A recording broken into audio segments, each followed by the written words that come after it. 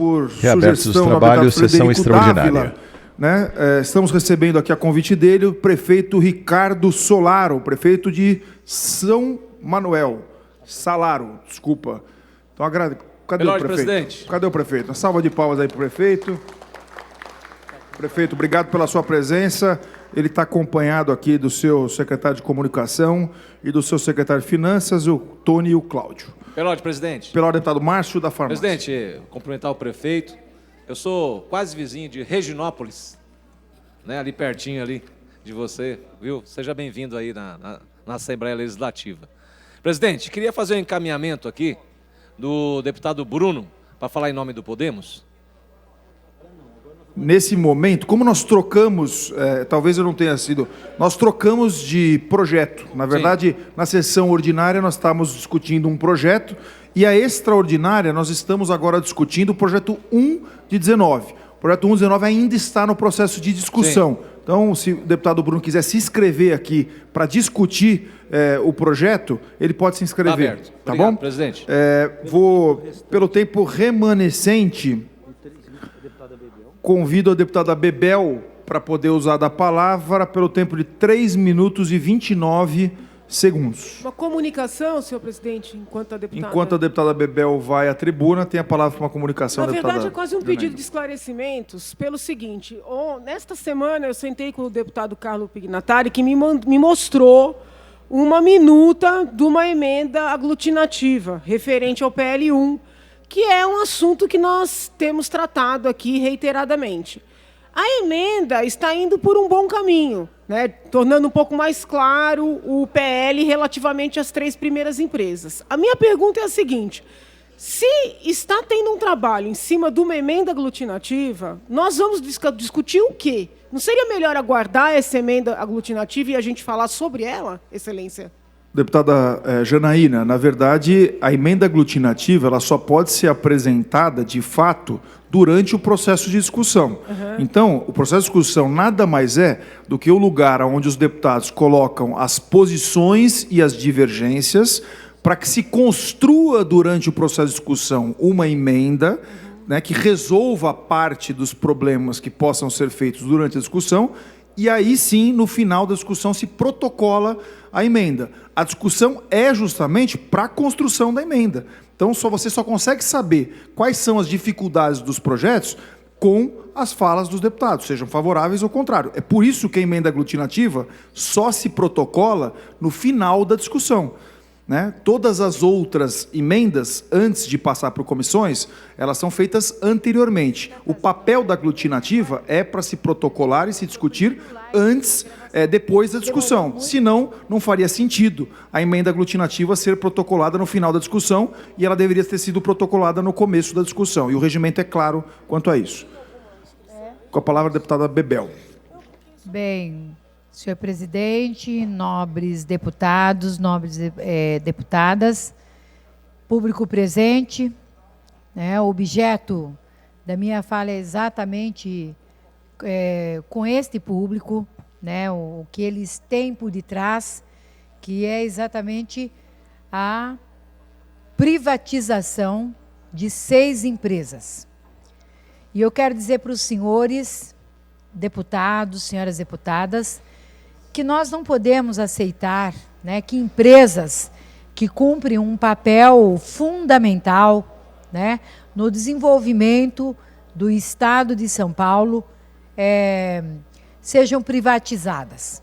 Aliás, é de se perguntar, né, por que privatizar, né, empresas que, como a Implaza, né, como a Cifus-PESP, como também a CPOS, né, a Companhia Paulista de Obras e Serviços, CPOS novamente, o IMESP, o Prodesp, todas essas empresas têm produzidos.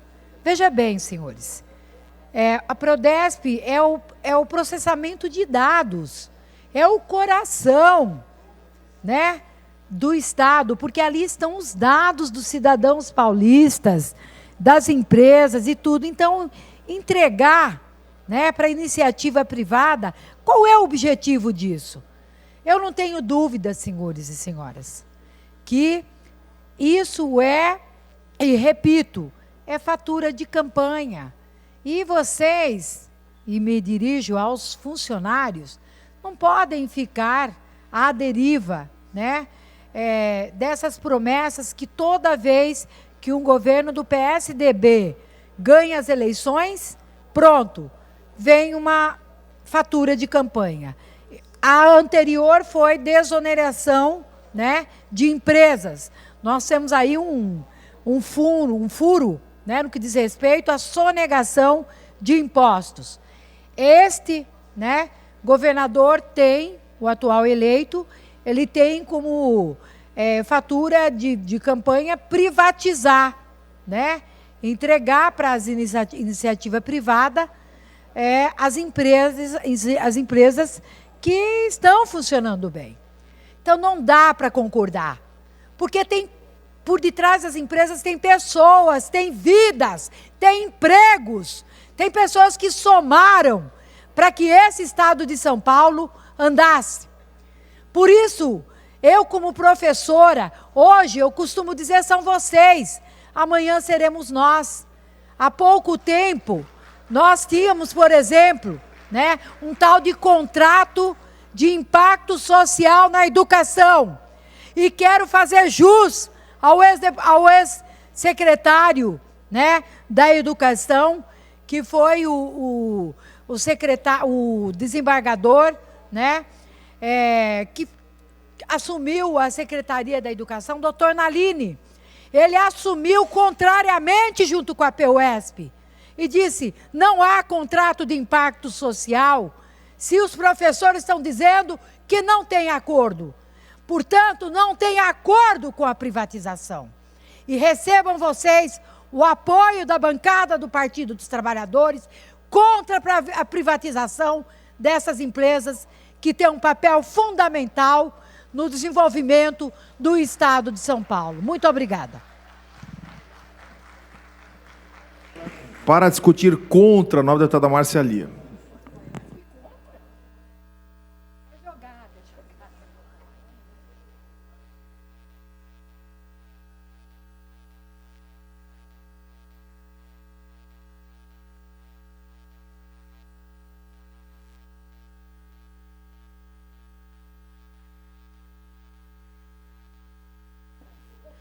Mais uma vez, boa tarde aos deputados, às deputadas. Esse projeto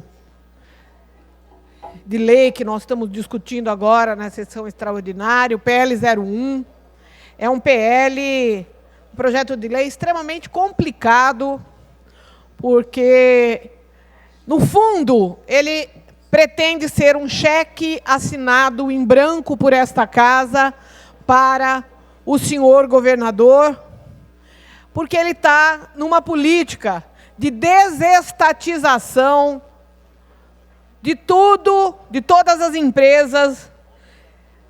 E nessa política ele pretende privatizar tudo aquilo que for possível.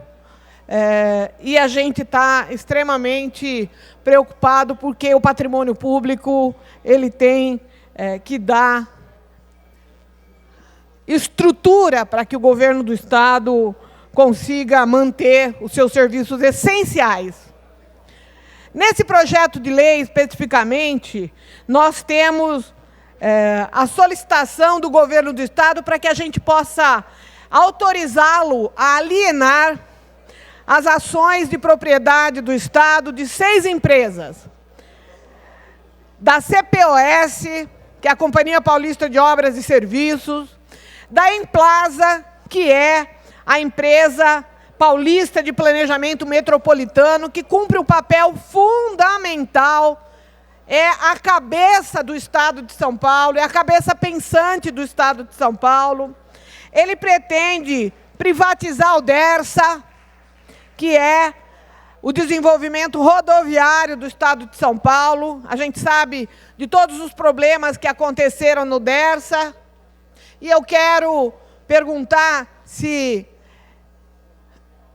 o argumento que se utiliza para privatizar o DERSA é que o Dersa não cumpre mais o seu papel e que a Dersa, na verdade, a empresa Dersa, ela, num determinado momento, ela ficou deficitária. Agora, se ela ficou deficitária, as pessoas que a gerenciaram, que geriram a empresa, são as grandes responsáveis por tudo o que aconteceu naquela empresa. E a gente sabe das histórias escabrosas do Paulo Preto, as histórias escabrosas que aconteceram nessa gestão. Nós temos também a Codasp, que é a Companhia de Desenvolvimento Agrícola do Estado de São Paulo, que cumpre um papel fundamental no desenvolvimento da agricultura no Estado de São Paulo. Também no bojo desse projeto de lei temos o IMESP, que é a Imprensa Oficial do Estado, e a Companhia de Processamento de Dados, que é a Prodesp, que é quem tem a informação sistematizada no Estado de São Paulo. Portanto, 6 empresas fundamentais, uma na área rodoviária, outra na área de planejamento, outra na área de obras e serviços, outra na área da imprensa oficial do Estado, a outra que é o gerenciamento de todos os dados do Estado de São Paulo, quem faz a folha de pagamento, quem organiza tudo aquilo que depende de informação no Estado de São Paulo. E nós discordamos terminantemente não só da privatização dessas empresas, da extinção dessas empresas, mas de forma muito significativa, nós discordamos do método, do processo, da forma como esse projeto de lei chegou nessa casa. Estão tentando nos enrolar, estão tentando passar um tapetão aqui para que a gente vote os 6, a extinção e aí o fim dessas empresas. E eu queria colocar um dado muito importante, que é o que significa, do ponto de vista acionário, do ponto de vista do patrimônio dessas empresas, para o Estado de São Paulo. A composição acionária dessas empresas é da ordem de 2,760 milhões de reais.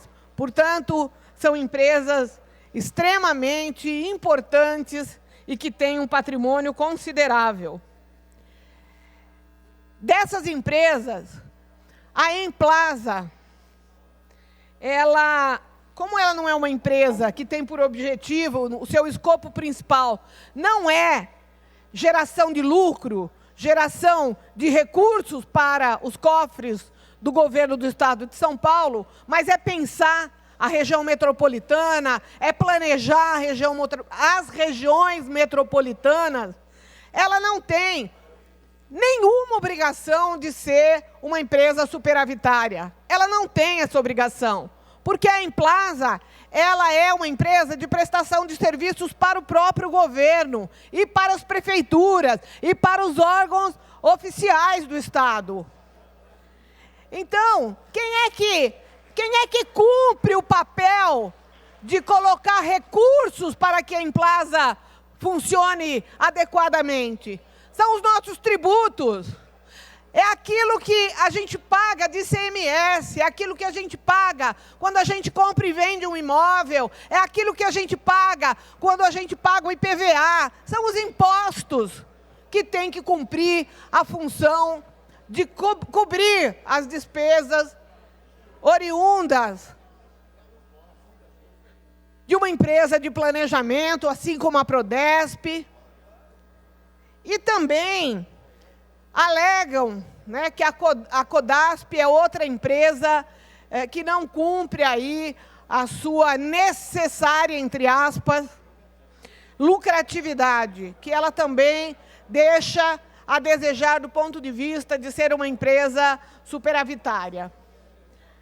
A gente entende que o papel do governo, e a gente aqui quer fazer um parêntese, uma abertura para que a gente possa conversar, que se a gente ficar sem a CODASP, nós teremos problemas no estado de São Paulo. E a gente sabe, nós não somos bobos, que a ideia é passar os serviços que são realizados pela CODASP, passar esses serviços para a iniciativa privada, para que empresas privadas possam realizar esse serviço. A experiência desse país tem demonstrado que a privatização... Presidente. Tem um pedido aqui da deputada Márcia Lia para que os deputados no plenário possam aí prestar atenção na fala dela. Então, como eu estava dizendo, a CODASP ela é fundamental para a manutenção do atendimento das nossas estradas rurais, é fundamental no interior do estado de São Paulo, onde a gente tem quilômetros e quilômetros de estradas de terra dentro dos assentamentos, dentro das propriedades rurais, e nós não podemos prescindir do trabalho da CODASP. Até porque a iniciativa privada, ela só visa lucro, ela não visa, de forma alguma, a prestação de serviço para atender o usuário. A gente sabe, eu tenho tido inúmeros problemas com a CPFL, temos tido problema com os telefones móveis, que são concessões que foram feitas, que foram entregues à iniciativa privada, e muitas vezes a gente não tem nem onde reclamar da má qualidade da prestação dos serviços. Então, é muito temerário a gente discutir a privatização, a extinção das empresas, a cisão, né, a fusão de algumas empresas, porque, inclusive, principalmente... Senhor presidente, eu gostaria de pedir uma verificação de presença. Nós temos quórum nesse momento. Tem quórum? Deputada, é a mesa que diz que tem quórum, o tempo de Vossa Excelência está correndo. Pois não, senhor presidente. Então, voltando aqui para o debate, nós temos, nessas 6 empresas, aproximadamente 3.604 servidores que serão, de alguma forma, disponibilizados. Foi dito para nós, em algumas reuniões que a gente participou, em alguns diálogos que a gente fez aqui nessa casa, que a grande maioria dos servidores dessas empresas que serão extintas são servidores que já poderiam ter saído do serviço público, porque a grande maioria, segundo as informações que nos foram prestadas, são servidores aposentados, são servidores que já não têm mais função, entre aspas, profissional para as empresas. Eu quero dizer que o Brasil carece de conhecimento, o Brasil carece de pessoas preparadas, de pessoas que muitas vezes dedicaram a sua vida à pesquisa, dedicaram sua vida a planejamento, têm uma expertise naquilo que faz, naquilo que fala. Então, despender dessas pessoas tão importantes para o estado de São Paulo, que acumulam uma riqueza de conhecimento infinita, é extremamente triste para o estado de São Paulo. Hoje pela manhã, a gente fez uma audiência pública. É bom que o pessoal da Implaso, o pessoal da CPOS, o pessoal do sindicato, as pessoas que estão aqui saibam que o pessoal do meio ambiente e da agricultura também estão sofrendo. Os servidores da Secretaria Estadual de Agricultura e os servidores da Secretaria Estadual do Meio Ambiente estiveram conosco até as 14h numa audiência pública, onde nós discutimos a falta de transparência, a falta de organização, a falta de diálogo com os servidores dessas duas pastas. que receberam a informação de que, por meio de um decreto, que elas seriam, algumas coordenadorias passariam do meio ambiente para a Secretaria de Agricultura. É uma grita geral. Nós tivemos mais de 200 pessoas conosco no dia de hoje, aqui na nossa audiência pública, pessoas, sindicatos, associações, representações.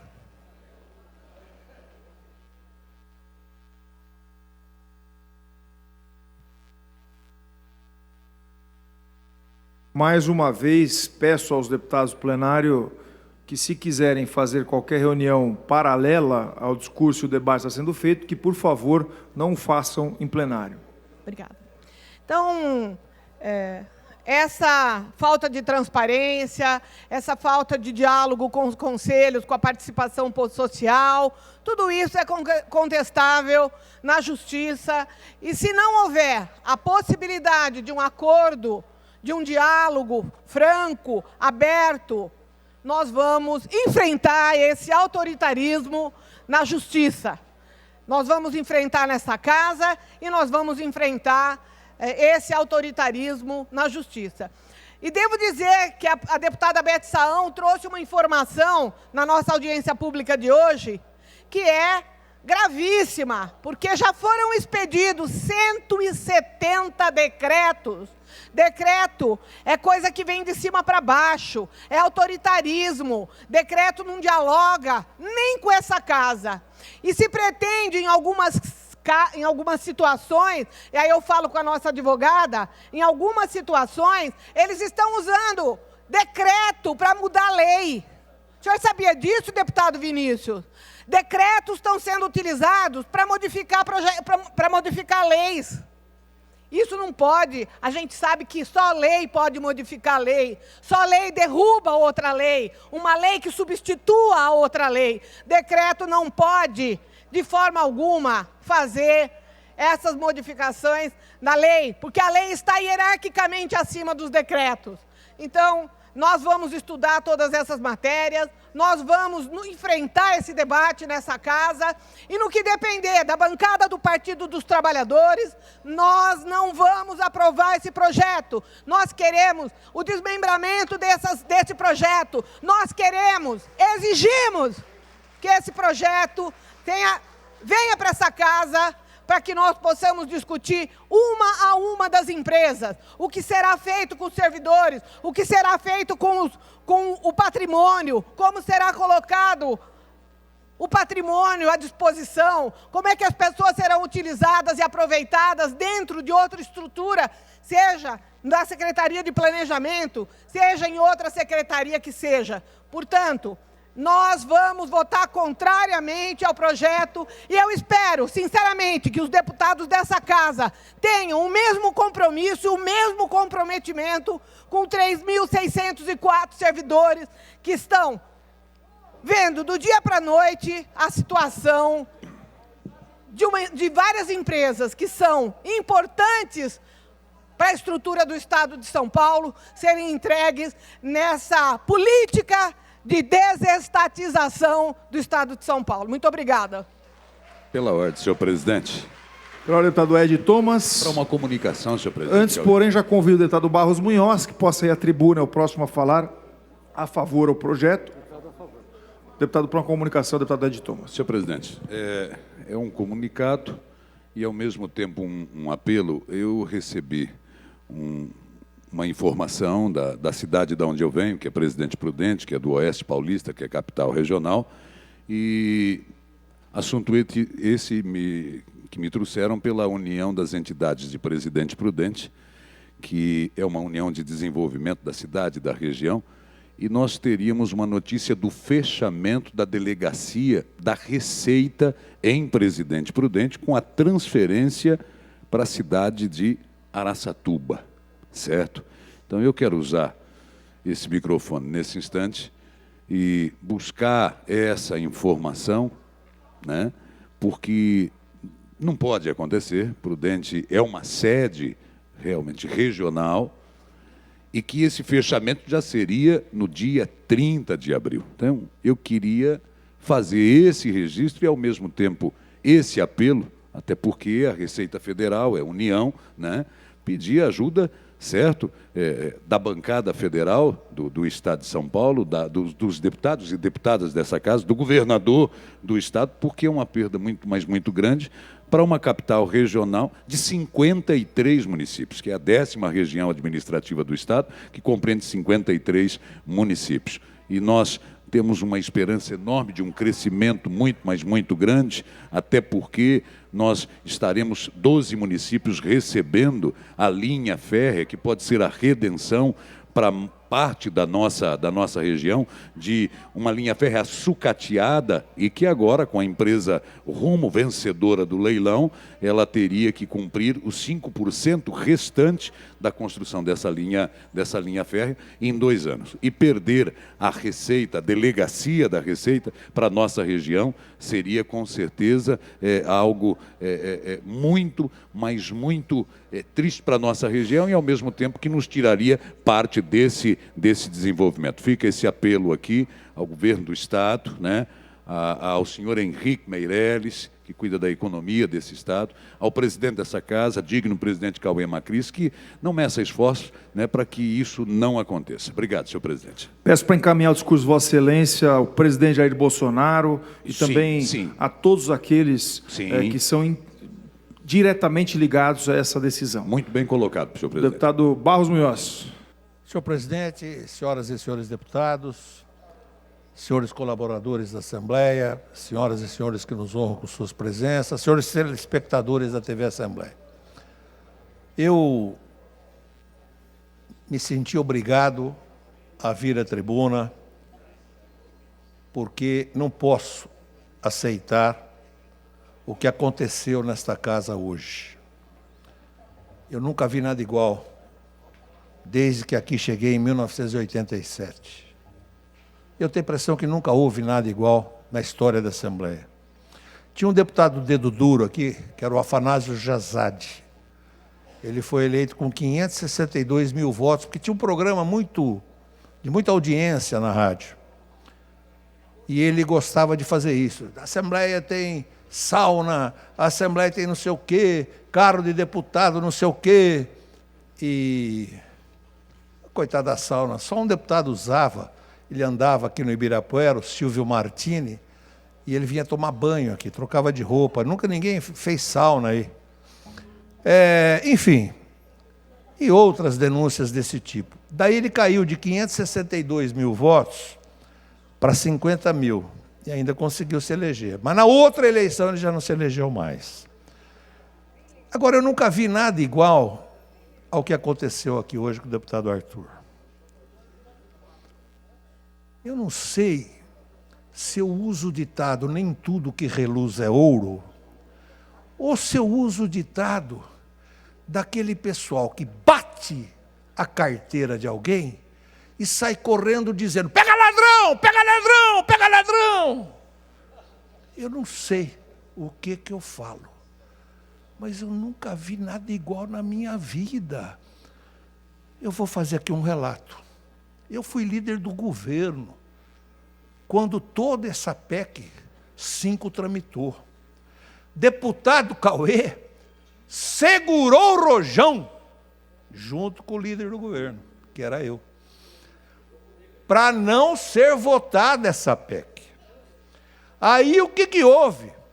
O campus é duro de ser enfrentado, o Campos Machado. E esses fiscais foram maravilhosos. Eles ficaram 1 ano e meio vindo aqui, lotando as galerias. Todos educados, respeitosos, nunca vaiaram, nunca xingaram, nunca fizeram nada de errado. Foram conquistando a amizade dos deputados e o respeito dos deputados. E nada, até que o colégio de líderes, todos os líderes, menos um, assinaram um pedido ao presidente que pautasse o projeto. O presidente falou não, só se for unanimidade. Muito bem, o campus entrou na justiça e a justiça disse que estava certo o presidente de exigir unanimidade. Muito bem, mudou o governo, saiu o Alckmin, entrou o Márcio França. Aí o Massa Fera assinou, nosso querido Massa, que estava aqui até agora há pouco. Está lá, nosso querido Roberto Massa Fera. Segurou até quando pôde. A hora que não pôde mais, explicou, eu tenho que assinar. A pressão sobre ele, eu nunca vi alguém aguentar a pressão como o Massa Fera aguentou. Esse fantástico deputado e grande companheiro que nós tivemos aqui na Assembleia. Muito bem. Aí era o Márcio, o governador. Chega o Caio França e falou, eu vou retirar a minha. Várias pessoas que estão aqui me ouvindo presenciaram e viveram tudo isso. Todos vocês assistiram, viram isso. Aí, mesmo assim, já com a unanimidade, o Cauê segurou o rojão. Não. Eu não vou permitir que o Caio tire a assinatura. E aí ficou esse imbróglio. E o Campos, eu vou para a justiça outra vez, e isso e aquilo, e isso e aquilo, e isso e aquilo. E acabou ficando a unanimidade. E ele fez o quê, então? Respeitando a decisão judicial, em junho, colocou o projeto em pauta. E o projeto foi votado e aprovado. Muito bem. Qual a origem desse problema? Do teto salarial do funcionalismo. Um erro, e eu tenho coragem para vir aqui dizer isso, governador Geraldo Alckmin, o senhor se lembra quantas vezes eu lhe falei, não faça isso, o senhor não tem o direito de fazer isso, governador. O senhor está judiando de famílias, de trabalhadores, de gente honrada. Serra, não faça isso. Sabe o que é fazer isso? É segurar o aumento do próprio salário, porque governador pode ganhar até 50 centavos por mês que vive bem. Não precisa de nada. Principalmente o Alckmin que morava no palácio. Desculpa, governador Alckmin, desculpa, governador Serra, mas eu fui líder de vocês, sou companheiros, admiro vocês, mas eu tenho que falar a verdade. E o povo de São Paulo precisa conhecer a verdade inteira. E a minha defesa como líder do governo, eu dizia para eles, como é que vai um governador concordar com uma PEC que aumenta o salário de vocês, o teto de 21 para 31 mil? Eles dizem, mas que culpa nós temos de ficar represados, porque o governador não deixava aumentar. E agora eu quero dar um dado para vocês. Eu quero dar, porque eu segurei esse arrojão. Verdade, presidente Cauê? Eu pedi verificação aqui de presença.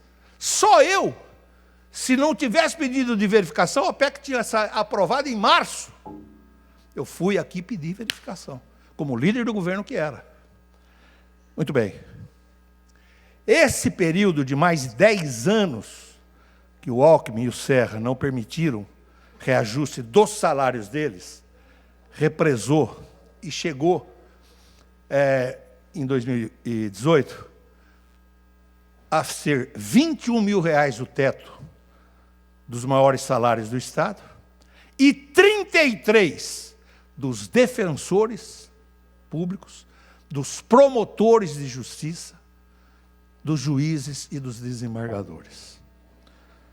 Muito bem. Olha o que aconteceu depois. Passou a PEC 5, que previa o quê? Ia passar de 21 para 33, ia ser igual o do Ministério Público, dos defensores e etc. Só a partir de 2020. 2019, nada de reajuste. E em 4 anos, está aqui o Caruso, que foi um grande lutador também dessa PEC. Então, vejam, eles tiveram a PEC aprovada. Ficaram, não diria contentes, porque ninguém fica contente com o seguinte número que eu vou dar aqui agora. Aí chegou em fevereiro desse ano, caiu a PR. O que é PR? Participação de resultado. Como o Alckmin e o Serra não permitiam aumentar os salários deles, foi criada uma fórmula, por favor, foi criada uma fórmula. Nós vivemos no Brasil, minha gente. Por favor, aqui é o país do jeitinho, deu-se um jeitinho. Vamos dar uma participação de resultado, que aí não entra no teto. A Procuradoria-Geral do Estado, o doutor Elival, procurador-geral, foi contra. Entra no teto, sim. E então, não podia ser pago como foi. Chega agora em fevereiro, a Justiça derruba a PR, participação no resultado. E quando foi? Derrubou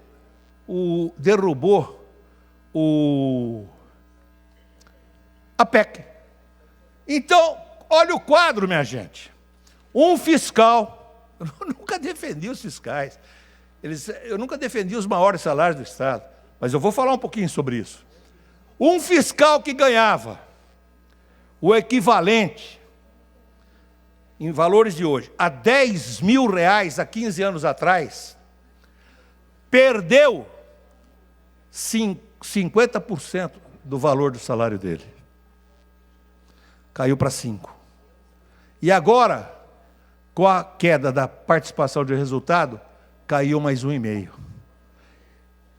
Aquele que ganhava R$10.000, hoje ganha R$3.500. Esse pessoal é o pessoal que arrecada. Não é que ele vai se prostituir, que ele vai vender o trabalho dele para receber salário. É que todo ser humano que trabalha tem que ter um reconhecimento digno, tem que ganhar um salário justo. Não é possível haver redução de salário neste país.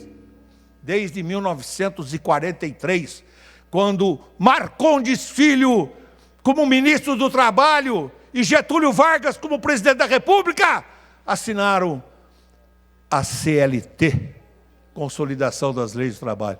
Só pode haver tal queda de ganho para os fiscais de renda do Estado de São Paulo. Muito bem.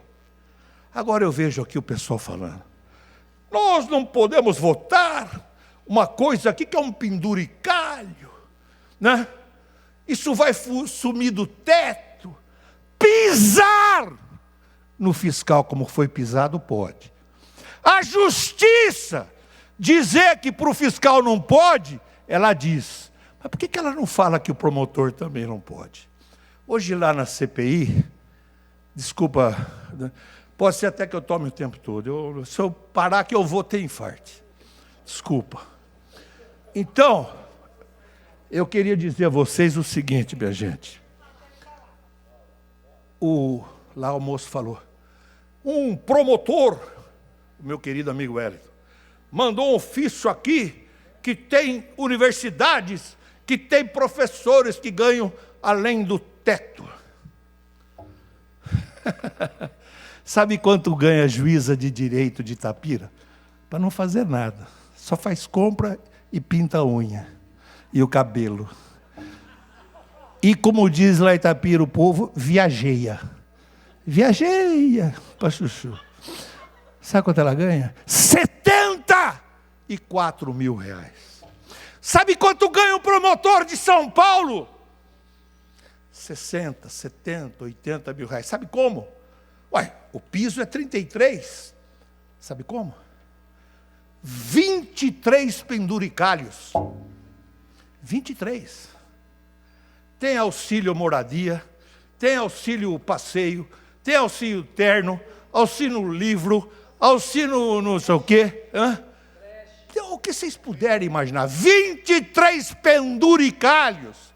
E pior, minha gente, é que esse povo quer falar que é o pobre que vai perder com a reforma da Previdência. Eles ficam aposentados 50 anos, ganhando 80 mil reais por mês. Todo trabalhador brasileiro ganha 5 mil no máximo de aposentadoria. E nós, em São Paulo, saibam, senhores, também, desde 2012, quando eu era presidente, modéstia às favas, e nós aprovamos aqui o que hoje o governo federal não consegue aprovar, que foi a reforma da Previdência, que criou a, não é participação, capitalização. Sabe como é que se aposenta um funcionário que entrou no Estado desde 2012? Máximo de R$5.000, que é o teto do INSS. Não, mas eu ganho 30 mil, quero continuar ganhando 30 mil. Muito bem, contribua. Eu sou contribuinte dessa carteira. Eu sou contribuinte.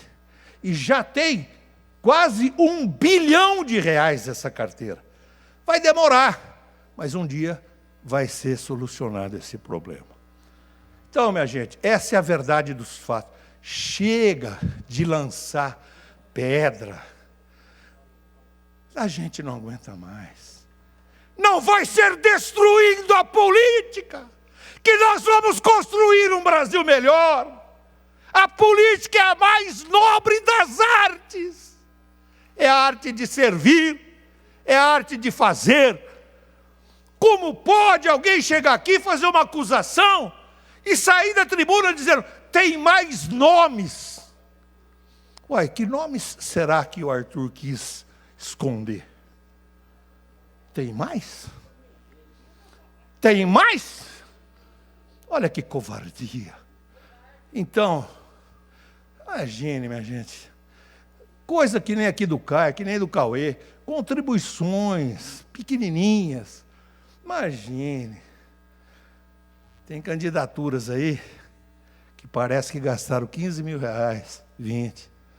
Mas gastaram, na verdade, a gente que conhece o trampo, bilhões de reais. Bilhões de reais. Chega, minha gente. Eu vou terminar. Eu vou terminar pedindo a Deus que me dê força para enfrentar essa situação. Que nojo, meu Deus! Me perdoa, meu Deus. Eu estou com nojo. Eu estou com nojo. É revoltante. Será que tem gente que usa e por isso cuida? Porque todo corrupto pensa que todo mundo é corrupto. Todo sem vergonha pensa que todo mundo é sem vergonha. Mas aqui nesta casa, nós temos gente séria e gente honrada. Gente que deu a maior parte da sua vida em prol de São Paulo, em prol do nosso povo. Nós vamos sair do buraco, sim. Não interessa ficar discutindo aqui quem foi que nos levou para ele. Se foi a esquerda, se foi a direita. Vamos nos dar as mãos e vamos construir, minha gente. Chega de caça às bruxas. E agora me falaram que ele mesmo teve as contas rejeitadas. Eu podia chegar aqui e jogar isso para o ar. Mas não sei, parece que foi rejeitada sem razão. Ele foi vítima de um golpe. Não é isso, Bruno? Você vai falar sobre isso. Eu fiquei de dar 5 minutos para ele. E comunicação. Oi, meu Deus, estou ofegante. Eu quero dizer, finalmente, o seguinte. Nós não podemos ficar silentes diante disso. Eu não sou! E a grande maioria de quem foi aqui citado, se não todos, não são o que o deputado Arthur quer fazer parecer. Ele não tem o direito de jogar o nome de ninguém desta casa à lama, à execração pública. E nós falamos de peito aberto, de coração aberto e sem medo da verdade. Justiça, justiça e justiça acima de tudo. E viva a arte da política.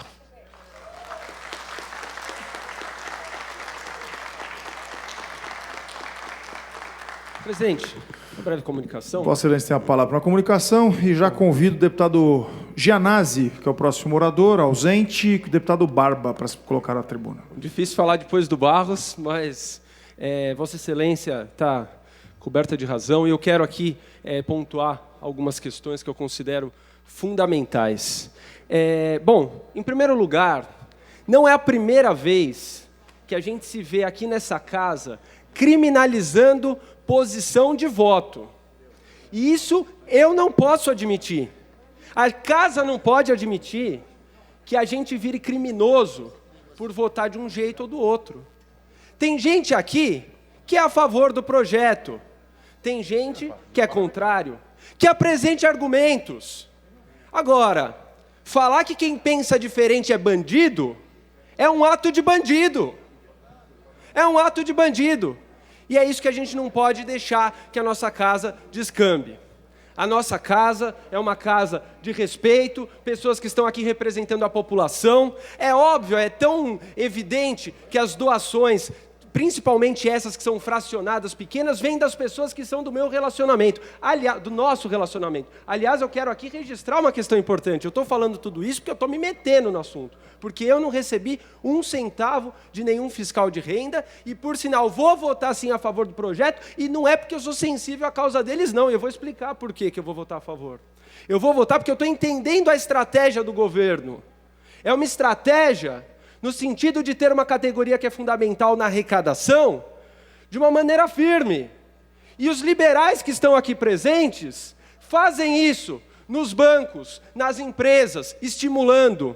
Bancos onde se ganham bônus de milhões. Alguém acha que é uma questão de merecimento ganhar milhões de bônus? Não é uma questão de merecimento, é uma questão de gestão. É uma questão de ter a máquina pública nas mãos para poder fazer o Estado andar, para poder dar aumento para a polícia, que é para poder dar aumento para o médico, para o enfermeiro, para quem tanto necessita. É uma estratégia de gestão. Então, nesse sentido, claro, cada um tem o direito de ter a sua posição. Agora, chamar de bandido quem pensa diferente é uma canalice. Muito obrigado. Vossa Excelência, permite? Vossa Excelência permite uma parte? Deputado Barba, uma comunicação? Uma comunicação? Permite? Tem a palavra, Não, eu só gostaria, senhor presidente, de fazer uma ponderação com relação à fala do deputado Ganem, pelo seguinte, com todo respeito, não tem nenhuma lógica em votar favoravelmente este PL para melhorar a situação dos médicos ou dos policiais, a não ser que esteja por trás disso incentivar autuações indevidas, porque as devidas, os agentes fiscais têm que fazer, porque é seu dever.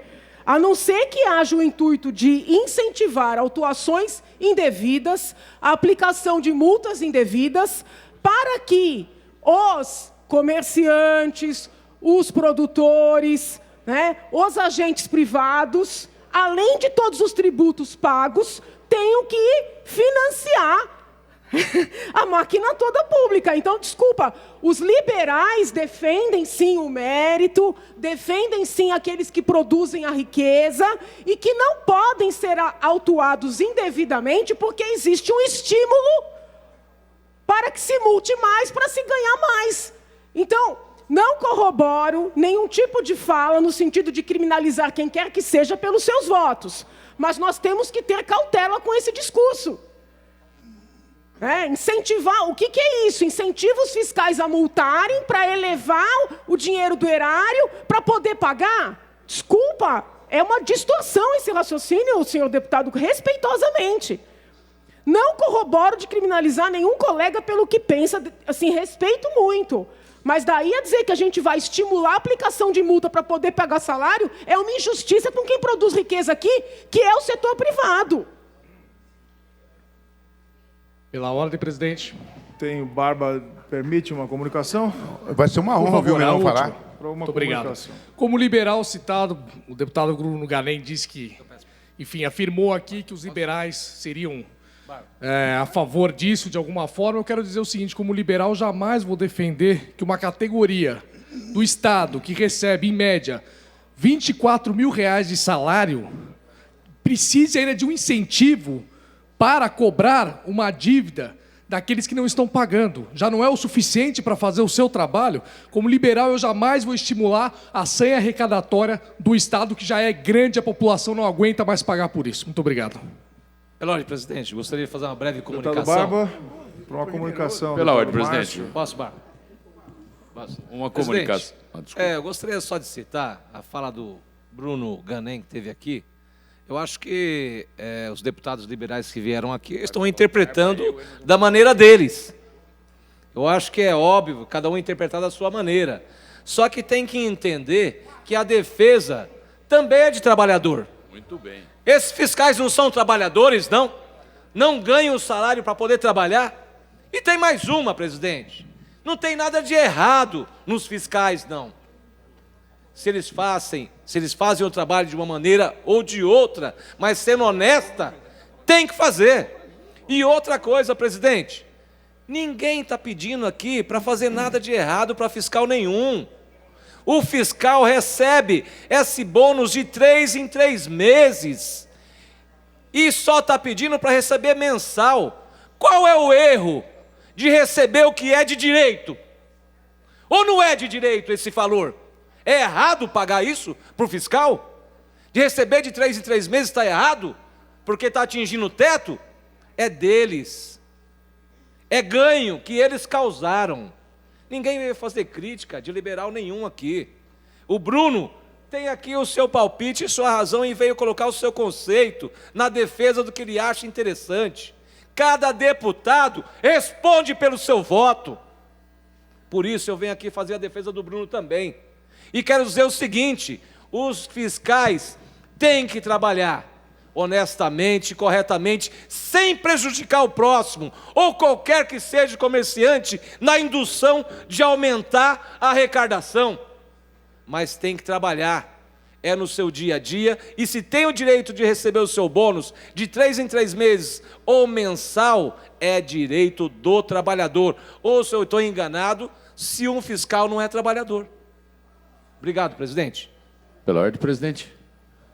Deputado Barba, uma comunicação. Fornece uma comunicação. Peço que seja a última, por A favor. Nós temos última, um orador na não tribuna. vou usar os 3 minutos. Dizer só para cumprimentar o deputado Bruno, um menino simples, um menino trabalhador, que deu aqui a realidade do que é esse projeto de lei.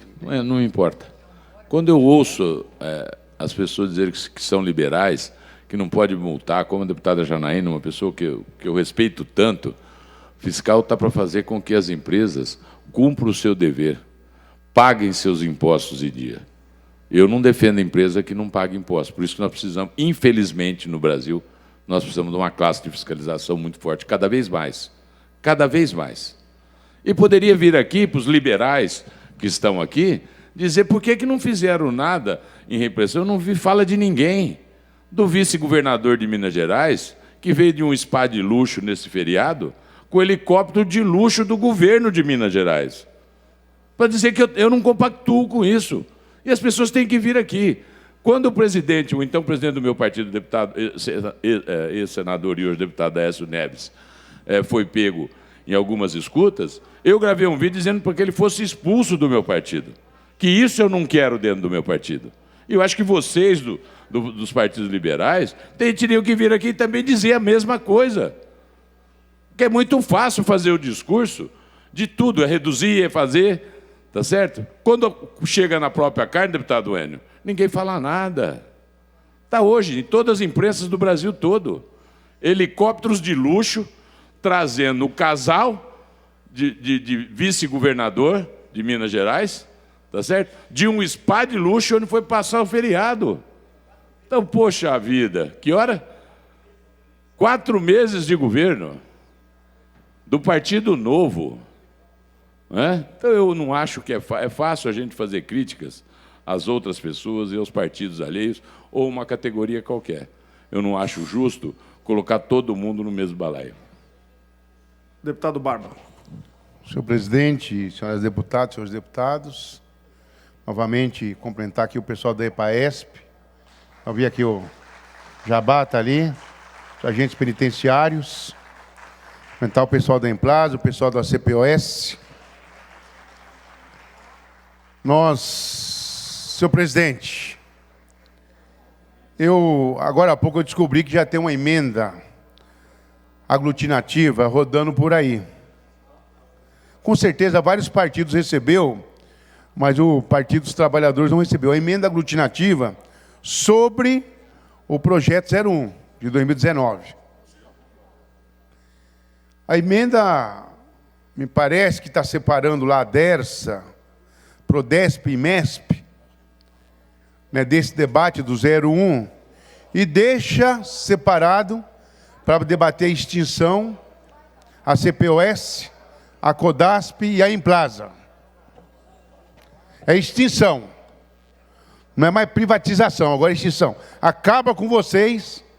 E aí na emenda diz, olha, os trabalhadores poderão, não é os trabalhadores serão admitidos por outra empresa, serão transferidos, serão requisitados para uma outra atividade dentro do Estado, em outra atividade do governo do Estado. Poderão, deputado Ed Thomas. E esse projeto, eu já vi o Novo falar que vota nele, diz que não vota do jeito que está. Mas na hora que for para extinguir, vota, porque eles são a favor de enxugar o Estado cada vez mais. Também ouvi o PSL falar que vota nele, não vota do jeito que está. Mas se fatiar, também vota nele. Não vi eles subirem aqui e falar ainda para vocês que eles topam votar nisso. E eu vou provocando aí, deputada Janaína, em função disso. Porque eu acho que quem é a favor da extinção, aqui eu disse, já na minha primeira fala, que a senhora colocou uma questão importante aqui, que é se extinguir e acabou a empresa, tudo bem. Mas se extinguir e botar outra no lugar, é favorecer os gatunos, os amigos do rei, os amigos do governador Dória. Na verdade é isso, porque ele é desse mundo. Ele é do mundo do negócio. Muito marqueteiro. Quando o prefeito disse que ia privatizar Interlagos, deixou a prefeitura e não conseguiu privatizar, nem o Bruno Covas também, mas é bom de marketing. Mas querem privatizar vocês. Privatizar não, extinguir vocês, acabar com vocês e com um discurso muito chato, que diz o seguinte, são todos trabalhadores aposentados, na Codasp, na Implaza, né, e na CPOS. E eu já disse aqui, a CPOS, em 2017, realizou 54 contratos, que rendeu 67 milhões para os cofres do Estado de São Paulo. Tem uma dotação orçamentária própria. É uma empresa que não dá prejuízo. E a Implaza é uma empresa de investimento em mapas de cartografia, né, do Estado de São Paulo, planejamento metropolitano. E a Codasp apoia a questão da agricultura no Estado de São Paulo, inclusive discutindo vários temas ligados à agricultura familiar, ao pequeno e médio produtor. E a CPOESP, Companhia de Obras Paulista, também cumpre uma função importante agora no Estado, que, aliás, eu li aqui ontem o folder que vocês entregou, não sei se para todos os deputados, mas eu recebi no meu gabinete. Somado a isso, tem aqui o pessoal do EPAESP, que quer que aprova um projeto deles, que faz uma correção, são os executivos, né, dos agentes penitenciários do Estado de São Paulo, das penitenciárias do Estado de São Paulo. Que eu não tenho problema, é que sempre defendi, e sempre vou defender, que eu defendi na minha vida, trabalhei no setor privado 41 anos, e o que eu mais discuti na minha vida no setor privado foi plano de cargos de salário e carreira profissional. Assim como eu defendi aqui, e não tive dúvida de assinar a PEC 2 e a PEC 3 dos delegados de polícia e a PEC 2 da Polícia Militar. Porque aonde houver luta de defesa de salário dos trabalhadores, eu vou estar do lado. Porque essa é minha característica, é da onde eu venho. Quem quiser defender os empresários, que venha aqui que defenda. Não tem problema com isso, é legítimo. O setor empresarial é forte no Brasil, quem vem aqui quiser que defenda. É que a maioria vem aqui defender o setor empresarial em função de atacar o direito dos trabalhadores e das trabalhadoras. E aí eu vou entrar nesse tema agora. Começou isso com a PEC 95, que congelou o teto dos gastos.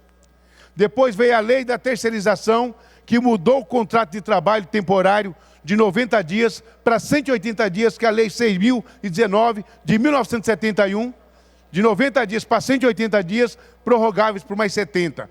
Tudo para precarizar direito. E nessa lei diz que pode terceirizar, Jabá, inclusive todo o funcionalismo público do Estado de São Paulo, que é a lei da terceirização.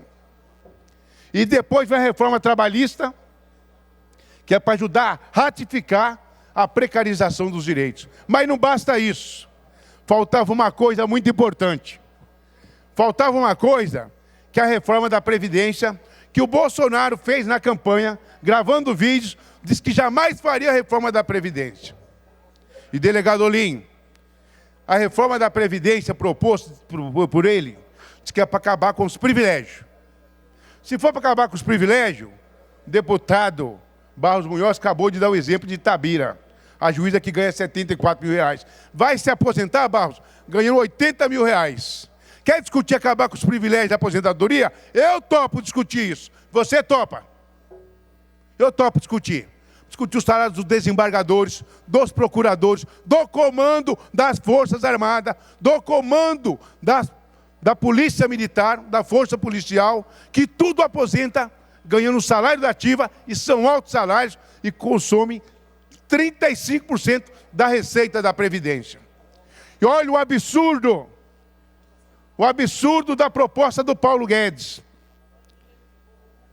Está propondo uma coisa chamada capitalização na Previdência. O que é capitalização? Vamos imaginar que o deputado Ed Thomas tivesse 40 anos de idade e entrou no trabalho hoje e trabalhou por 25, ficou com 65 anos de idade, 20 anos de contribuição, e a capitalização dele é o desconto da Previdência dele, bota numa conta. E ele trabalhou por 25 anos seguidos. E esses 25 anos, arrecadou lá 200 mil reais. E aí, você tirou 65, pode se aposentar. Aí você vai falar assim, bom, eu quero receber minha aposentadoria. Como é que será feita a conta, deputado Ed Thomas? Que ninguém está falando isso. É pela expectativa de vida. Vamos imaginar que a expectativa de vida do homem seja de 78 anos, lá daqui a 25. Vai pegar, você tem 65, mais 13, 78. Então, 13 anos vezes 12 meses, dá 156 meses. Pega os 200 mil reais que você capitalizou, você só, ninguém botou mais nada, divide por 156 meses, vai dar mais ou menos 1.200 quebrados por mês. Aí, você recebe isso durante 156 meses. Você vai viver mais do que 78. Acabou sua aposentadoria. Essa é a capitalização do Paulo Guedes, que está proposto para fazer a capitalização da Previdência, para atacar, diz que é para acabar com os privilégios. Olha o que está fazendo com nós, trabalhadores de baixa renda, não os deputados. Deputados são trabalhadores de alta renda. O deputado ganha 26 mil reais por mês, quase 26. Bom, na verdade, o que está por trás disso? É a privatização da Previdência. Olha o outro absurdo. Estão dizendo o seguinte, tem que ter idade mínima, senão o país quebra. Deputado Ataíde. Tem que ter idade mínima. Hoje no Brasil, deputados e deputadas, nós temos próximo de 32 milhões de aposentados. Dos 32 milhões de aposentados hoje, 53% é aposentado, sabe por quê? Por idade de 65 anos o homem, 15 anos de contribuição, 60 anos a mulher, 15 anos de contribuição na cidade, no meio urbano. Lá no meio rural, 60 anos o homem, 55 anos a mulher.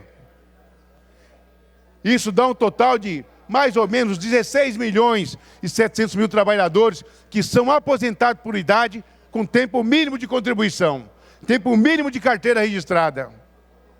Sabe quanto ganham esses trabalhadores? Um salário mínimo. Eles falam assim, precisa aumentar a idade. Na verdade, já existe 65 anos. Na verdade, o que ele esconde é que ele quer aumentar o tempo de contribuição. Além de aumentar o tempo de contribuição, faz uma outra grande sacanagem aí dentro. Porque hoje, qualquer um de nós que formos aposentar, quem é do setor privado, você pega as melhores 80 contribuições, os melhores 80 meses que a pessoa pagou, e dali faz a nossa média. Na proposta do Paulo Guedes, não. Se eu trabalhei 20 anos, é 20 anos vezes 12 meses, são 240 meses, então é mês a mês. Quando eu começo minha vida profissional, eu ganho menos. No final da carreira eu ganho mais. É assim que a gente funciona. Então, além de reduzir, que é 20 anos com 65 anos de idade para o homem, e 20 anos, 62 para a mulher, ainda reduz já para 60%. Se a pessoa ganhou o salário mínimo a vida inteira, e ele fosse R$1.000, seria R$600 a aposentadoria. É o privilégio que estão acabando. é dos pobres, para dar dinheiro aos banqueiros. É assalto aos trabalhadores, é roubo aos trabalhadores. Os deputados federais estão fazendo, assaltando para entregar na mão dos banqueiros. Aliás, ontem votou lá 48 canalhas a favor da admissibilidade da reforma da Previdência, dos deputados federais.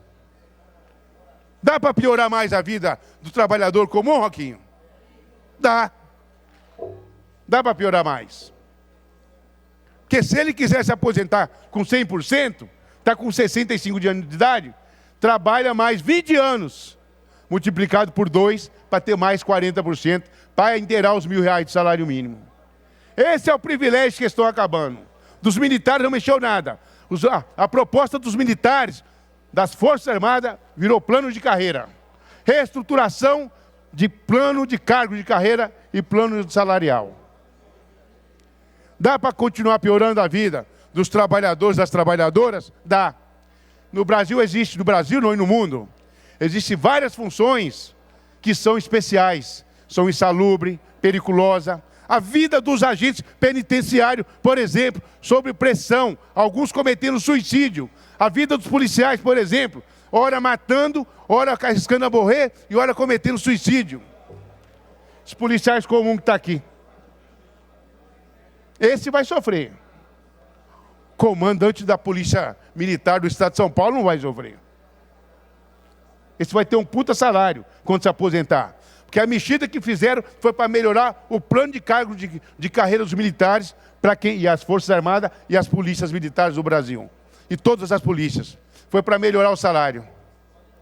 Então, na verdade, o que está por trás disso? Além de aumentar o tempo de contribuição mínimo, que é de 20 anos, e se quiser aposentar com 100%, tem que ter 40 anos de contribuição, eles não querem pagar a Previdência.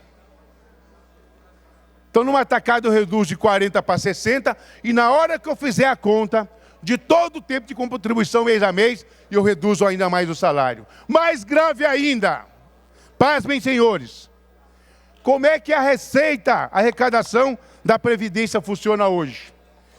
É o que eu contribuo e o que o empregador contribui. Eu pago de 8% a 11%, e o empregador paga de 8% a 20%. Essa é uma fonte de receita da Previdência. A outra fonte de receita é o PIS/PASEF, que foi direcionado para a Previdência, para a Receita, o CONFINS e a contribuição social sobre lucro líquido. E a outra composição da Receita da Previdência é os jogos prognósticos, que é 18% de todas as loterias do Brasil vai para a Previdência. E mais os impostos sobre produtos e bens e serviços importados. Isso é que compõe hoje a receita da Previdência para pagar a gente no sistema de repartição. A proposta do Paulo Guedes acaba com tudo isso. Ainda estava propondo acabar com os 40% de multa do Fundo de Garantia, que ontem deram um nó dizendo que, olha, isso não tem problema, dá para abrir mão lá, quando for discutir o mérito na comissão especial. É um banqueiro tomando conta do dinheiro dos trabalhadores, das trabalhadoras, para botar para o setor privado. Lógico que um deputado aqui, e o Barros Munhoz afirmou aqui que ele paga a previdência privada, eu também pago, porque eu conheço, eu pagava isso na Ford, eu conheço esse debate, aconselho, quem não sabe o que é pagar, porque é importante, é bom, né? Depois não vou nem explicar porque não vou ter tempo. Lógico que um deputado igual nós podemos pagar a previdência privada, Barros Munhoz. Mas dos 32 milhões de trabalhadores hoje com carteira registrada, dados do IBGE, viu, deputado Carlão? Não são meu, é quase 32 milhões e 900 mil carteira registrada, algo em torno de 5 milhões ganha acima de 2 salários mínimos, ganha acima de R$ 1.974. Mas é porque ganha 2.000, 2.200, 2.300. Não é que ganha o que se paga na montadora, ou o que se paga no Emplaza, ou o que se paga na petroleira. São trabalhadores de baixa renda. Esse trabalhador não consegue comprar previdência privada. É exatamente isso que os deputados aqui do Estado de São Paulo, André do Prado, deputado André do Prado, vai ter que discutir. Os deputados do Estado de São Paulo vão ter que discutir, porque o debate da Previdência já foi feita uma reforma aqui. Barros Munhoz era o presidente da Assembleia em 2007, eu li na cartilha dele, né? Já foi feita uma reforma aqui, mas vai vir outra para ser feita. E vocês vão ter que dizer de qual lado vocês estão. Quero ver, deputado Altair, vocês dizendo, nós vamos votar a favor dessa proposta de reforma da Previdência, que a proposta do Bolsonaro é boa.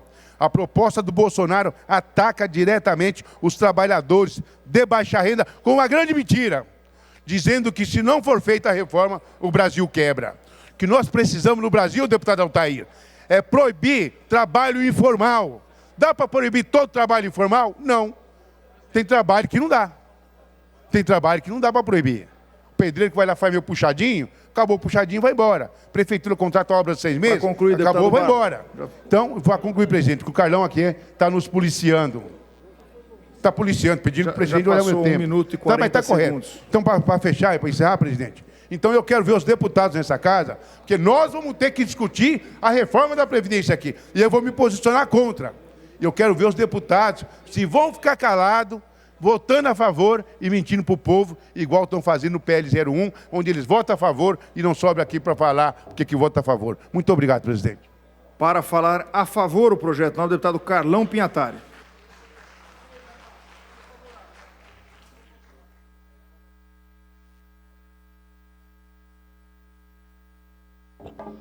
Senhor presidente, senhoras deputadas, senhores deputados, muito rapidamente para vir à tribuna, primeiro cumprimentar o nosso sempre presidente, sempre líder, deputado Barros Munhoz.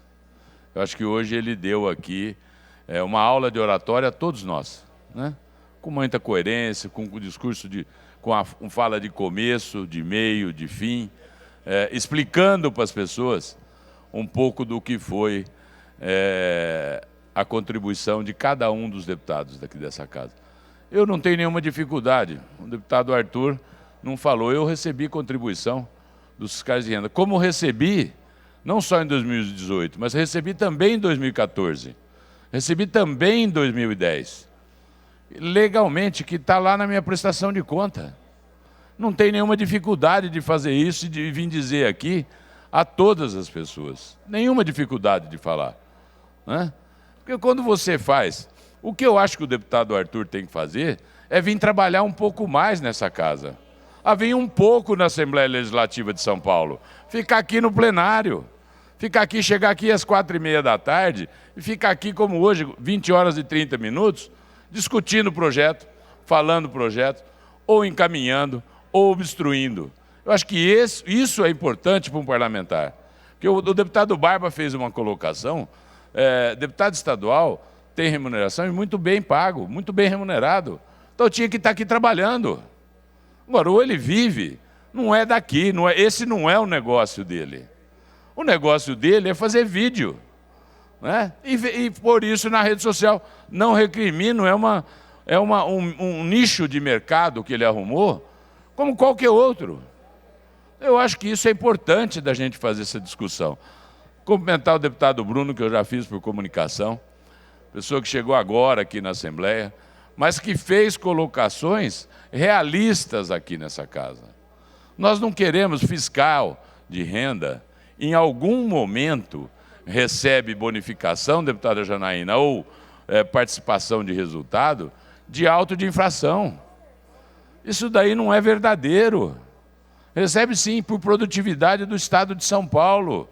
Para falar como o deputado Bruno falou, né, que a gente possa fazer com que fiscalizar as nossas empresas, para que eles façam suas contribuições, façam o pagamento dos seus impostos, que, no meu ver, é exagerado, é alto, que pode ser reduzido, né? Mas que o empresário, porque nós temos todo tipo de empresário no Brasil. Eu sou empresário, né? Nós votamos um projeto de lei aqui, que chamou Nos Conformes, foi um dos melhores projetos da Secretaria da Fazenda de São Paulo. Eu não me lembro se foi encaminhado pelo ex-governador Geraldo Alckmin ou pelo ex-governador Márcio França. O Barros foi que coordenou isso, ele era o líder aqui. Então, acho que foi no governador Geraldo Alckmin, né? Aonde você dá nota às empresas. As empresas que não têm auto de infração, que não sonegam. Elas têm o privilégio, quando você tem um crédito outorgado, você entrega, o Estado te paga o que você tem, aí eles vão te fiscalizar depois.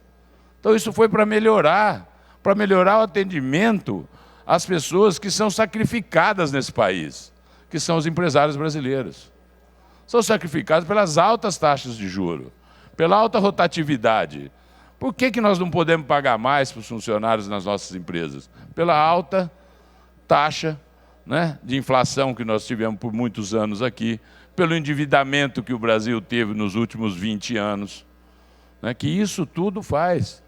Eu vi ontem, deputada Janaína, a hora que eu saí daqui, já era tarde, acho que nós saímos daqui, era mais de 10 horas da noite, cheguei em casa, estava lá, passando na TV Senado, deputado Barras, na TV Câmara, a votação da CCJ. Uma vergonha o que alguns deputados da oposição fizeram para obstruir a sessão. Porque eles não querem o melhor para o país. Eles não querem que o país cresça. Eles não querem que o país se desenvolva. Eles querem, sim, o quanto pior, melhor. Para ter um pouco de expectativa, que eu acho muito difícil, de um dia voltar ao poder. E não é isso que foi o recado na urna do povo brasileiro. É uma mudança, né, de metodologia, não uma mudança do que é que nós queremos para o nosso Brasil. Nós temos que fazer o Brasil crescer, nós temos que fazer o Brasil se desenvolver. Eu espero que eles façam a lição de casa e que lá resolvam os problemas dos municípios, que é muito bonito os estados do Norte e do Nordeste, a grande maioria, deputado Barros, governada pelos partidos de esquerda, que fazem um discurso em Brasília pedindo, pelo amor de Deus, para aprovar a Previdência e assim melhorar o déficit do seu estado, e vão lá para os eleitores deles e fazem um discurso que são contra a reforma da Previdência, mentindo à população que vai tirar dinheiro de pobre para dar para rico. Vou dizer uma coisa, eu não votei no presidente Bolsonaro no primeiro turno, votei no segundo turno, não tenho vergonha nenhuma de dizer isso. Ele é um homem sério, correto, decente, que quer o melhor para o nosso país. Ele quer extirpar. Se o partido dele teve problema, deputada Marcelia, o partido vai pagar pelas contas. As pessoas têm que ser penalizadas. Eu vi aqui a deputada Janaína, se o filho cometeu algum ato, ele que pague pelo seu erro.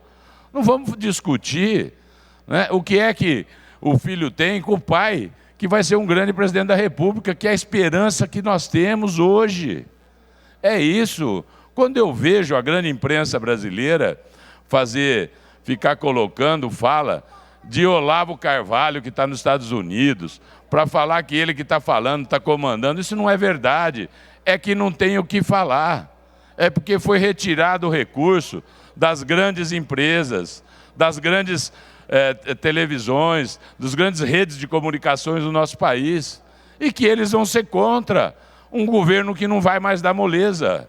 Não tenho nenhum direito e nenhuma prerrogativa, ninguém me pediu de vir aqui, deputado Major Meca, fazer defesa do governo Bolsonaro. Mas o que nós temos que corrigir são as injustiças que alguns partidos de esquerda estão fazendo com o governo federal, que nós temos que ter paciência. Um homem sério. Eu tenho um amigo que foi secretário do presidente Fernando Henrique, o ex-deputado Chico Graziano, que conviveu com o deputado Jair Bolsonaro em Brasília por 2 mandatos. Nunca, em algum momento, se ouviu algum tipo de falcatrua ou de algum tipo de desvio de conduta do deputado Jair Bolsonaro. Então, eu acho que nós temos que fazer a defesa, sim, do que é bom para o país, o que é bom para o Brasil.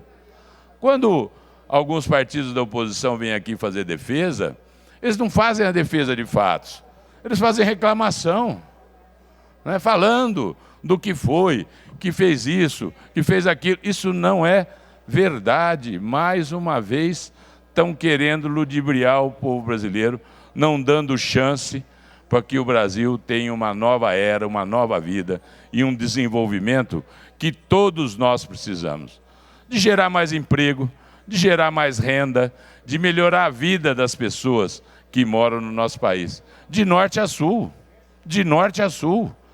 O presidente comete erros como todos nós cometemos. Eu acho que é natural de um ser humano. A gente tem que fazer, deputado Ed, em sã consciência, o que é que nós queremos? Nós temos que fazer uma grande reflexão no nosso país. O que é que nós queremos no Brasil? O que é que nós queremos na política brasileira? Queremos políticos que ficam fazendo discursos bonitos, né? Fazendo denúncias que não são verdadeiras. Eu não conheço o deputado Barros Munhoz, o pai da deputada Marina Helu. Mas não é possível um fiscal de renda ganhar, né, na média do ano, R$90 mil.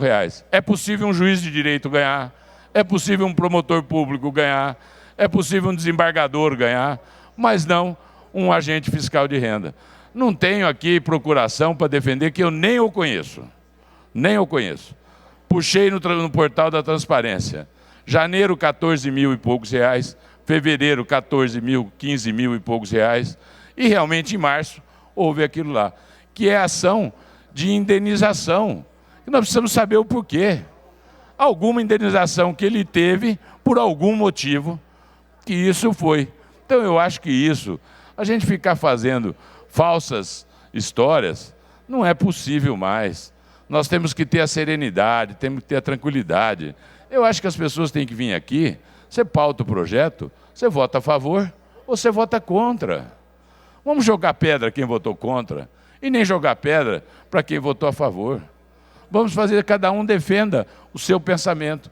Eu defendo o que é melhor para o Estado e eu defendo sempre o que é melhor para o nosso país. Porque o Brasil passa por momentos dificílimos, dificílimos, por erros de muitos anos. Um exemplo no orçamento de São Paulo, que às vezes as pessoas não têm conhecimento. Nós pagamos por ano de dívida fundada, o Estado de São Paulo paga por ano 21 bilhões de reais. 21 bilhões de reais. E pagamos também para a SP-Prev, que é a Previdência do Estado de São Paulo, que foi votado nessa casa.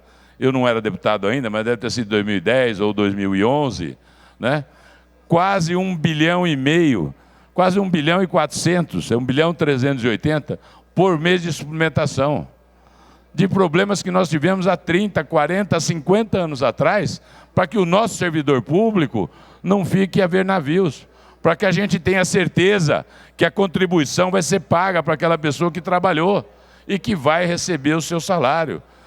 Nós temos, então, aqui em São Paulo, um orçamento de 230 bi, quase 35 bilhões de reais por ano, quase 3 bilhões por mês, que poderia estar sendo investido nos nossos municípios, no desenvolvimento econômico do Estado, para melhorar a educação, para melhorar a saúde, para melhorar o salário do servidor público, que infelizmente nós estamos pagando dívida de um passado não muito distante. Então as pessoas têm que conhecer o que é verdadeiro. Como eu vejo agora, você sabe, o deputado Barros sabe que eu sempre defendi isso, eu sou contra qualquer tipo de CPI. CPI são projetos que não é possível a gente fazer mais. Eu quero dizer, a CPI das universidades nada mais é que apenas para fiscalizar, para saber qual é o problema. Porque todo ano querem 1 bilhão a mais, 2 bilhões a mais. É necessário, não é necessário? Nós temos que saber o que é. Não é para usar um termo agora, desesquerdizar, né, os jornais. Não. Ninguém falou esse termo. Né? Não desendireitar, não é isso. Eu tive hoje com os reitores, falei isso para a deputada Janaína Pascoal, que é professora do Largo São Francisco. Né? Nós queremos saber o seguinte, por que não dá o dinheiro? Ou por que dá? Aonde está sendo gasto? Por que se gasta 90 e tantos %, né, em folha de pagamento? É só isso, é só isso. É só isso, eu estou terminando, falta apenas 2 minutos, eu quero terminar meu raciocínio, deputado. Então a gente tem que fazer uma reflexão, nós temos que ter o direito, porque nós cansamos de fazer aqui nessa casa, na Comissão de Educação, na Comissão de Finanças, convocação, convite, para que os reitores, os diretores administrativos viessem aqui, deputada Aprígio, nos explicar Por que o senhor quer mais dinheiro? Por que o senhor quer mais isso? É só isso que nós queremos saber. Nada mais do que isso. Felizmente, a Justiça hoje fez justiça, né? Onde o mandato de segurança da deputada Beth foi rejeitado, né, pelo Tribunal de Justiça, e que isso nós vamos ter o direito de pelo menos saber aonde está sendo gasto quase 10 bilhões de reais do Estado nas nossas universidades. E não tenho nenhuma dúvida, deputada Janaína, São Paulo só é o estado mais desenvolvido pelas grandes universidades públicas que nós temos, pelos grandes investimentos, pelas grandes cabeças que nós temos nas nossas universidades públicas. Eu não tenho nenhuma dúvida disso. São Paulo está caminhando pouco, bastante rápido, mais do que os outros, pelo grande setor de ensino que nós sempre fomos. Com recurso nosso, do Tesouro Paulista, que Universidade Federal são uma ou duas. Aqui as universidades são estaduais, bancadas pelo cofre, pelo dinheiro do contribuinte paulista, que esses fiscais de renda fazem a arrecadação para a gente. Então isso é o que eu queria deixar muito claro para todas as pessoas daqui. A gente não tem que ficar fazendo crítica. É muito fácil. Quando hoje você vê uma discussão que é muita esquerda, é muita direita. Isso o Brasil está perdendo tempo. Nós não temos que discutir se é de direita ou se é de esquerda. Nós temos que discutir qual é o caminho de desenvolvimento econômico que nós queremos para São Paulo, para o Brasil, para que a gente possa juntos construir um caminho muito melhor, para que a gente possa juntos melhorar o emprego, melhorar a renda, melhorar a empregabilidade, trazer o desenvolvimento econômico para as grandes regiões de São Paulo. Pela ordem, senhor presidente. Pela ordem, deputado Zé Américo. Queria fazer um comunicado. Por uma comunicação, Vossa Excelência tem a palavra e já passo a palavra para o deputado... Posso falar? Oi. Senhor presidente, antes do comunicado, pode ser, deputado dizer que nós fizemos um acordo de lideranças de pedir o levantamento da presente sessão após o comunicado do deputado. Vamos, depois do comunicado, então, questionar, mas o próximo inscrito seria o deputado Márcio da Farmácia. Só se houver acordo em todos os líderes, levantaremos a sessão. Uma comunicação, deputado Zé Américo. É rápida. É sobre um tema candente, né, nesse momento, que é a reforma da Previdência. Eu acho, aqui o Carlão fez uma fala aqui de defesa em abstrato da reforma da Previdência. Quero que os telespectadores da TV Assembleia, os senhores deputados, tenham consciência que a economia de 1 trilhão e 100 bilhões que está prevista na proposta de reforma da Previdência do governo em 10 anos, ela está voltada substantivamente para o pessoal que recolhe pelo INSS, ou seja, pessoal que ganha até 3 salários mínimos, deputado Carlão Pignatari. Ou seja, quem ganha até 3 salários mínimos é que será penalizado nessa reforma, né, que não precisaria ser feita. O Estado brasileiro pode economizar em outras áreas, e eu vou dizer daqui a pouco onde ele poderia economizar. Por exemplo, os setores privilegiados não foram mexidos, deputado Barros Munhoz. As Forças Armadas provocam sozinho um déficit de 40 bilhões de reais. Pois bem, não só não vão ser penalizadas, como o que eles vão pagar a mais vai servir para fazer uma reestruturação salarial. Vai se economizar 90 bilhões em 10 anos nas Forças Armadas. Só que 80 bi vão ser usados para reestruturar o salário, ou seja, aumentar os salários, inclusive dos generais e dos oficiais graduados. Então, o privilégio das Forças Armadas vai continuar sendo mantido. O privilégio dos altos funcionários públicos, juízes, promotores, também continua sendo mantido. Eles dão um déficit, deputado, de 40 bi por ano também vai ser mantido, né? E por último, só queria dizer para vocês, o Estado brasileiro, o banco Central do Brasil investe 120 bilhões por ano pagando as operações compromissadas. Vocês sabem o que é isso? O banco sobra dinheiro hoje, além do depósito compulsório. Sobra dinheiro porque o juro é muito alto, ele não consegue emprestar. E o Tesouro vai lá e recolhe esse dinheiro e paga juros sobre esse dinheiro, sem precisar, para não deixar os bancos arcarem com esse prejuízo. É só cortar isso aí, a gente resolve o problema de 100 bilhões por ano, né? Então, só para dizer para o deputado Carlão Pignatari que existem lugares para buscar dinheiro e não nas costas dos trabalhadores que recolhem a INSS. Né? Muito obrigado. Pergunto se todos os líderes concordam em levantar a presente sessão. Havendo acordo de lideranças, então está levantada a sessão. Levantados os trabalhos, você continua acompanhando a programação da TV Alesp.